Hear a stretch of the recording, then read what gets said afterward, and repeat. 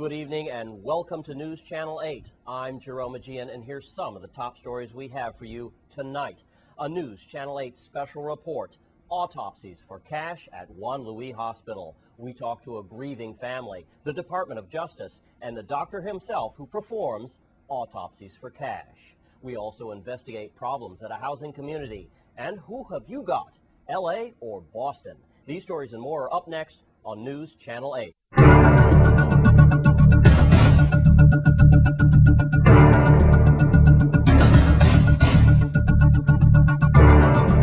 In our top story tonight, a pathologist at Juan Luis Hospital has been performing autopsies for cash. News Channel 8's Wes Small files this special report.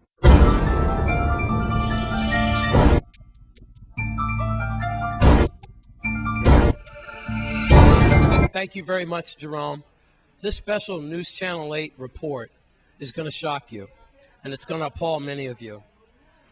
This reporter, along with several staff members here at Channel 8 and members of the community, for some time now, we've learned about a doctor inside of this hospital who performs autopsies for cash, $2,000 per autopsy. Now, I'm here with Senator Sanders. We're going to get right to it, and you're also going to hear from the family of the deceased. Well, what happened is that my brother took in Pueblo Golden Rock parking lot on May 27th, and his body, he was at the St. Croix Hospital emergency room, and they pronounced him dead at the hospital. The Tuesday following the holiday, which was, I think, Memorial Day, we went to the hospital to find out if an autopsy can be done on Jason Francis, which is my brother.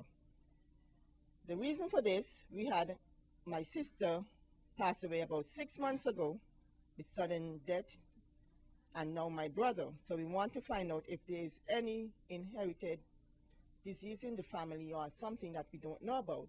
On arriving at the lab, at the hospital, I asked an employee, who do we go to speak to about an autopsy? He directed me to the lab to ask for Dr. Kasim. We went to the lab. I asked to speak to Dr. Kasim. He came. He took the family into the room that you draw blood, and we had a meeting there with him. We asked him, sir, I told him my brother has passed away, and we like to do an autopsy on him. And we like to know, who do we have to speak to? He said, I am the person you have to speak to. He said, my name is Dr. Kasim. His badge was turned on the opposite side. Anyway, he said, well, he charges a fee. We asked, how much? He said, $2,000. I said, $2,000? I said, we don't have that kind of money because we are just trying to bury my brother. Never mind to have to pay $2,000 for an autopsy. I said, good morning, sir. I'm here to pay you the $2,000. The money orders was in my right hand, my bag on my shoulder. I had a hospital pass, a pen in my hand, and the $2,000 money order in my hand, in my right hand. He looked at me, he got up, he said, I do not have Jason file here on the desk. I have to go and get it. He got up, he went into a small room, he came back out. He said, it's not in there, I have to go downstairs. He went downstairs, he came back up, and this time now he was all flustered. He said to me, oh, I'm sorry, I cannot do the autopsy. I said, why? He said, because it's a medical director case. I said, well, how all of a sudden it become a medical case? When you told us that you can do the autopsy. You are the only one that does autopsy here. He said, oh, well, I didn't know it was a medical examiner case. I didn't know. I can't do nothing about it. I guess because I had the $2,000 in money order, he could not slip in his pocket without being traced. But here's it. He refusing now to do the autopsy because he see me has the $2,000 money order. I said to him, so who is going to do the autopsy? He said, the medical director have to come from St. Thomas to do the autopsy. I said, well, when will he be coming? I don't know. How much do I have to pay the medical director? Nothing. I said, nothing? and you was charging me $2,000? He said, well, I didn't know that it was a medical case. I'm sorry. I said, okay, thank you, sir, and I left. Wow. Senator, basically, it's heart-wrenching. What that family said was they had many family members from all over the world to bury this young man. It could not happen, and then only to be charged $2,000. But when she had money orders, which causes a paper trail, the doctor turned red and said, I lost your file, only to come back minutes later then and say, I cannot do this young man's autopsy. Dr. Landrum has to do it.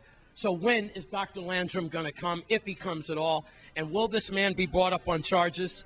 Well, I can assure you, Wes, that I have talked to the AG's office, and they are going to make whatever is possible to rectify this problem. Whether we have to take legal action or not, we'll have to wait and see. But I want to assure the public, because of you and because of the efforts of my office, that we're on top of this, and we're not going to let this down. We are going to find out what's going on, and we are going to rectify this issue as soon as possible. All right. Here we are with the spokesperson. No? All right. The spokesperson, Wendy Schaefer, is off camera, and they have requested the senator and I to leave Juan Luis Hospital premises. That means we cannot even film here. We need to go outside of the gate to finish this interview. And we are outside of Juan Luis' property. You saw it live. We were asked to leave the premises with the United States Senator and a news reporter, only trying to bring the story home to you, the public. On the front line, just me and the senator out here, even though just about every faction of this government knew that this doctor is inside performing autopsies for $2,000 a pop. Senator, as we wrap this up, you are going to conduct an investigation along with the AG's office, correct? Let me assure you, I spoke to the AG. We're on top of this. We're going to have a committee hearing just to investigate this, Wes, because this is a travesty, and it has to end. And to make matters worse, they kicked us off of well, Wes, I take offense to that because I love the people, the family and staff here at Juan Luis.